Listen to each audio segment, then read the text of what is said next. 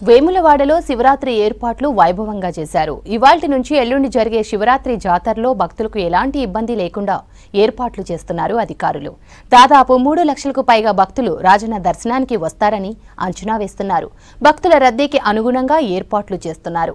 స్వామివారికి ప్రభుత్వం తరపున మంత్రులు కొండా సురేఖ, పొన్నం ప్రభాకర్ పట్టు వస్త్రాలు సమర్పించారు.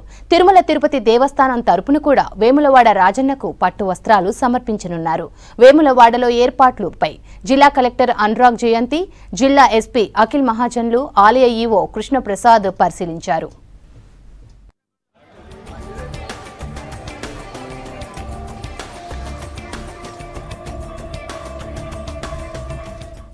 తెలంగాణ, ఏపీ, మహారాష్ట్ర, ఛత్తీస్గఢ్ నుండి వేలాది మంది భక్తులు వేములవాడకు వస్తారు. మహాశివరాత్రి జాతర ఏర్పాట్ల కోసం సుమారు 2,50,00,000 నిధుల్ని ఖర్చు చేశారు. జాతర కోసం ప్రత్యేకంగా 1,500 మంది పోలీసులతో భద్రతను ఏర్పాటు చేశారు.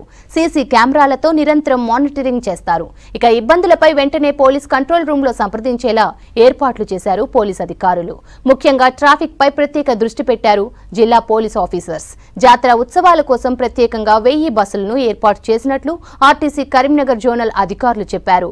ప్రత్యేక బస్సుల్ని వరంగల్, కోరుట్ల, మెట్పల్లి, ఆర్మూర్, నిజామాబాద్, కామారెడ్డి, నిర్మల్, కరీంనగర్, నర్సంపేట, హన్మకొండ, హైదరాబాద్ రూట్లలో నడిపిస్తారు.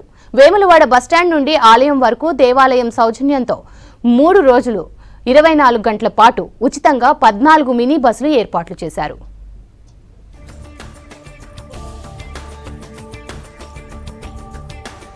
మహాశివరాత్రి జాతర ఏర్పాట్లలో భక్తులకు ఎలాంటి ఇబ్బందులు కలగకుండా అత్యవసర కేంద్రాలు ఏర్పాటు చేశారు అధికారులు.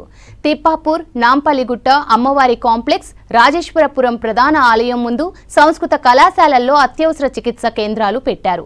జాతరలో అంబులెన్స్, రెస్క్యూ టీమ్స్, మెడికల్ అవగాహన స్టాల్, వాటర్ క్లోరినేషన్ టీంలు ఏర్పాటు చేశారు.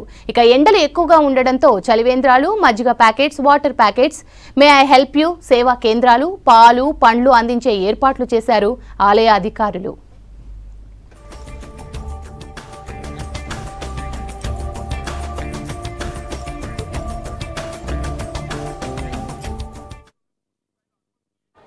గత సంవత్సరం లాగానే ఈసారి కూడా కొన్ని భక్తులకు సౌకర్యాలు ఏర్పాట్లు అవన్నీ కూడా మేము వచ్చేటువంటి భక్తులకి సౌకర్యాలు అవి కూడా ఏర్పాటు చేయడం జరిగింది.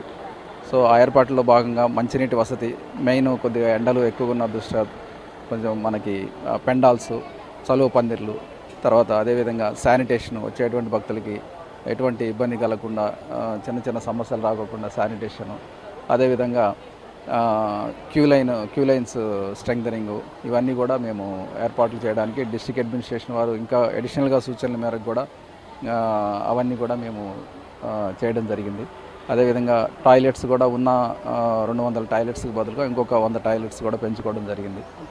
అదేవిధంగా ఈ యొక్క శివరాత్రికి దాదాపుగా 3 నుంచి 4 లక్షల మంది భక్తులు ఈ 3 రోజుల్లో